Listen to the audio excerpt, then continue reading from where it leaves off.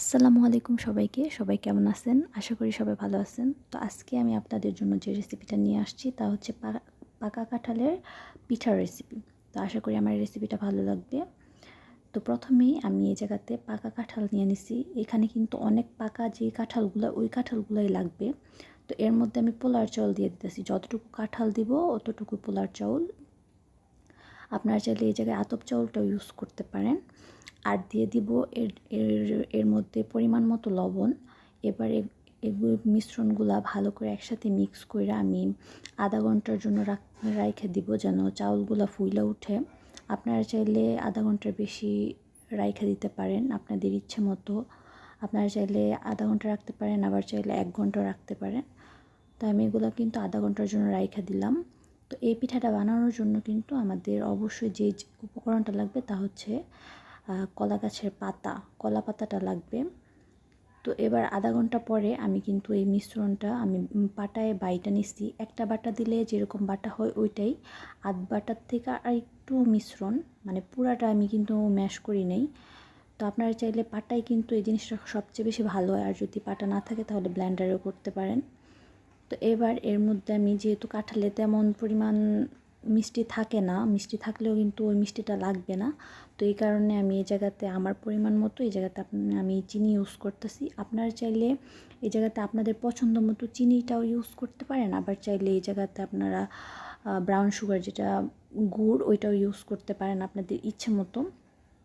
তো এবার আমি ভালো করে কিন্তু মিশ্রণটার সাথে চিনিটা ভালো করে মিশিয়ে দিতেছি যেন চিনিটা পুরাটাই গইলা যায়।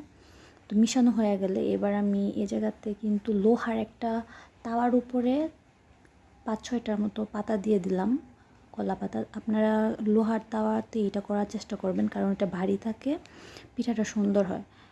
তো এবার কিন্তু আমি মিশ্রণটা সুন্দর করে এই জায়গাতে গোল গোল আকৃতির করে কিন্তু পুরাটা ছড়াই দিতেছি। আপনারা চাইলে যদি আপনাদের কাছে পাতা না থাকে আপনারা কিন্তু চাইলে এটা তাওয়াতেও করতে পারেন, কিন্তু পাতায় করলে এটার স্বাদটা অন্যরকম হবে, ঘ্রাণটাও অনেক সুন্দর হবে।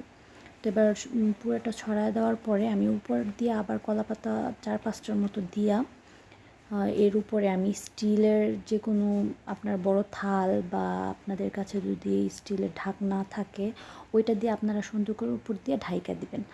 আর চুলার আঁচটা কিন্তু একদম মিডিয়াম লোতে থাকবে।